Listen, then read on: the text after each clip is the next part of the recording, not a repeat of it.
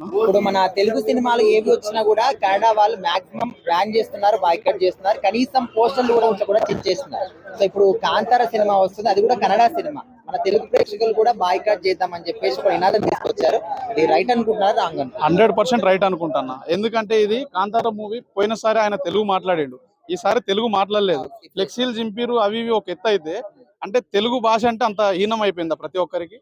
మనం ప్రతి ఒక్కరిని దగ్గర తీసుకుంటున్నాం, తెలుగు ఇండస్ట్రీ వాళ్ళు ప్రతి ఒక్కరిని దగ్గర తీసుకుంటున్నాం. కాబట్టి మనల్ని దూరం పెట్టినప్పుడు మనం ఇంకా 10 అడుగులు దూరం పెట్టాలని నేను కోరుకుంటున్నాను. ఇప్పుడు కొంతమంది ఏ సినిమా అయినా కూడా ఒకటే సినిమా, అందరం కళాకారులని, అన్నిటిని ఆదరిద్దాం అని చెప్పేసి చాలా మంది అంటున్నారు. ఇప్పుడు మన తెలుగు భాషలో మనం అనుకున్నాం, కానీ ఇతర రాష్ట్రాల వాళ్ళు కూడా అనుకోవాలనా లేదా?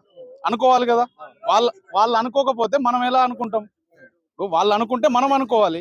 వాళ్ళే అనుకున్నప్పుడు, వాళ్ళు పట్టించుకున్నప్పుడు, మన తెలుగు రాష్ట్రాలను పట్టించుకున్నప్పుడు మనం ఎందుకు పట్టించుకోవాలి వాళ్ళని? మనం కూడా దూరం పెట్టాలా. దూరం పెడితేనే కదా మన తెలుగు వాళ్ళ విలువ తెలిసేది వాళ్ళకి. కరెక్టా?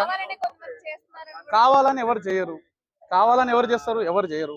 కాబట్టి తెలుగు రాష్ట్రాలను అవమానించినందుకు కంపల్సరీ బైకాట్ చేయాల్సిందే, చేసి తీరాల్సిందే అని నేను కోరుకుంటున్నాను. మరి ఇట్లా అన్ని సినిమాలు ఒకటే అని చెప్పే వాళ్ళకి మీరు ఏం చెప్తారు? అంటే వాళ్ళు చేశారని